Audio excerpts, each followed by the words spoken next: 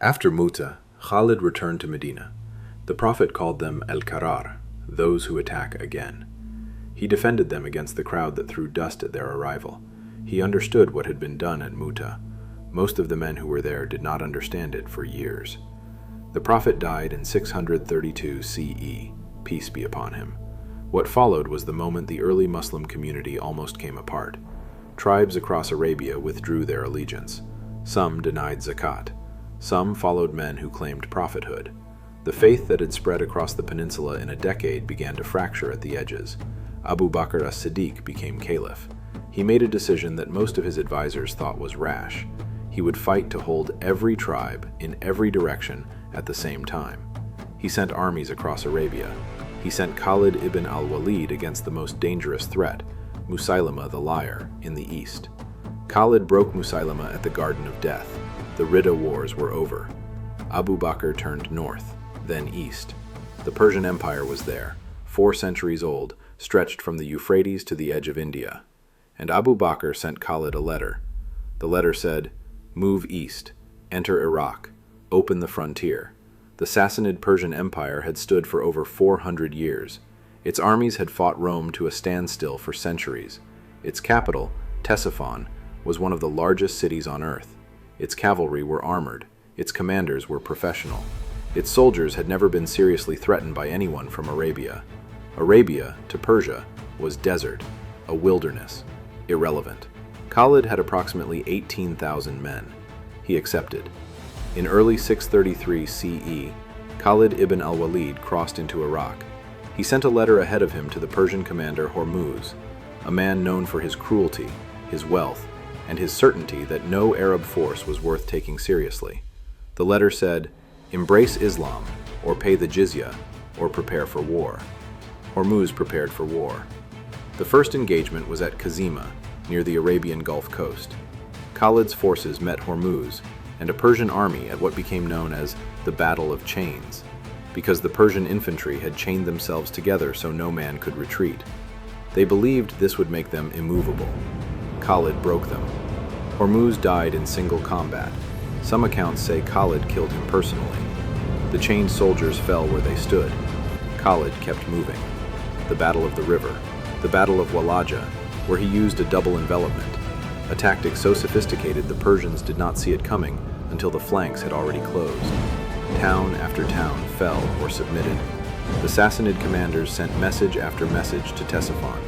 "Something is happening in Iraq. Send help." Khalid didn't give them time to wait for it. He kept the pressure constant, the pace relentless. Speed was the weapon. Momentum was the armor. Every time the Persians tried to stabilize, Khalid was already somewhere else, already past them.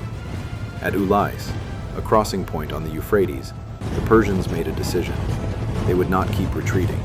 They assembled a combined force, Sassanid Persian regulars and Christian Arab tribes, the Banu Bakr, longtime allies of the empire, who had fought beside Persian armies for generations, men who knew the terrain, who understood war in this landscape, who had everything to lose if the new force from Arabia was not stopped here. They chose the ground carefully. They positioned near the river, where Khalid's cavalry would have less room to maneuver. They believed the combination of professional Persian infantry and experienced Arab fighters would be enough. They knew Khalid was coming. What they did not know, what no one who faced him for the first time ever knew, was what he was willing to do.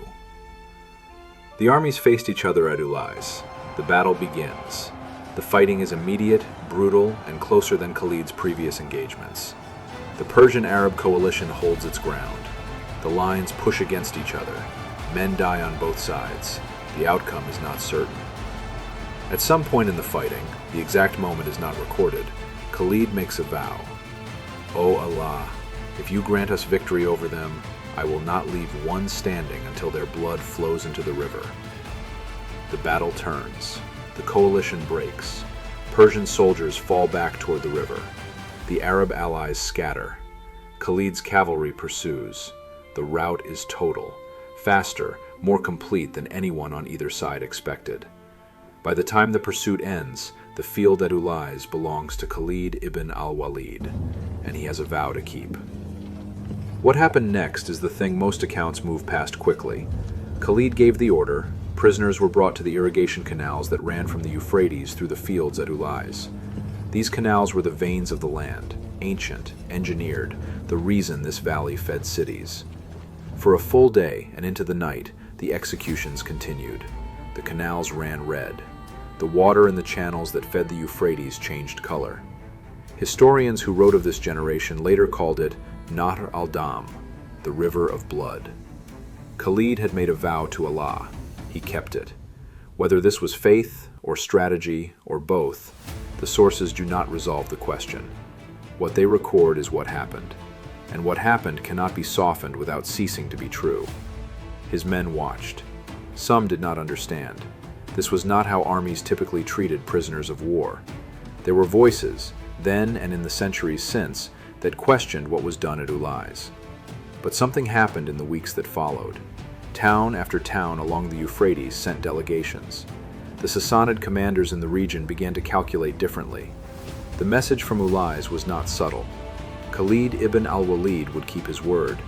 Whatever he promised, in war or in peace, he would deliver. The frontier opened. Khalid's men did not understand the decision when he made it. They understood it later, in the results. The names of those who died at Ulais are not recorded in the major Islamic sources. They were Persians, mostly, Christian Arabs, men who had stood beside the empire their fathers had served and their grandfathers before them. On the Muslim side, the losses were fewer than anyone expected. The price was paid almost entirely by those who lost. That asymmetry is uncomfortable. It was designed to be. Khalid understood something that is difficult to say plainly, that the cost of a short, total war is sometimes lower than the cost of a long, restrained one, that the mercy of ending resistance quickly can spare more lives over time than the mercy of leaving the enemy capable of fighting again. This is not a comfortable argument. It is the argument Khalid ibn al-Walid made with his life. History gave him no clean verdict. Khalid ibn al-Walid was not a man who won through mercy. He won through clarity about what a battle required, about what a vow meant, about the gap between what is comfortable and what is effective.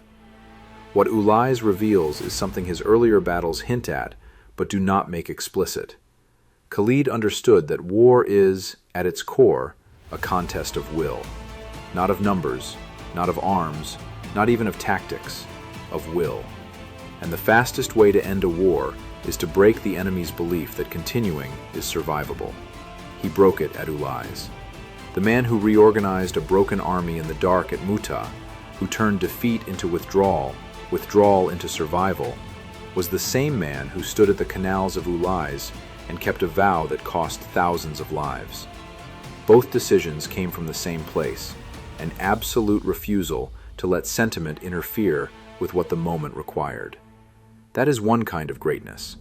The history of the world is full of what it produced, and full of what it cost. The Euphrates still flows through Iraq.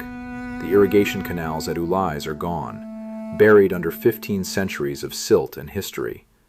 The battle there is a footnote in most accounts of the early conquests, a name, a date, a number of casualties. But what happened at Ulais, the vow, the river, the decision, traveled east. It reached the courts of the Sassanid Empire before any army did. It reached men who had never seen Khalid, who would never see him, and it changed the calculation they made about whether to fight or to submit. Words carry further than armies, always. This is A Straight Path. Next episode, Khalid receives a letter from the Caliph. Leave Iraq, march to Syria, now. The route he chooses, across open desert, in summer, with a full army, is one no commander had ever attempted. His officers tell him it cannot be done.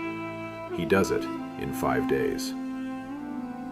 If this reached you, share it with someone who needs to hear it. Wassalamu alaikum.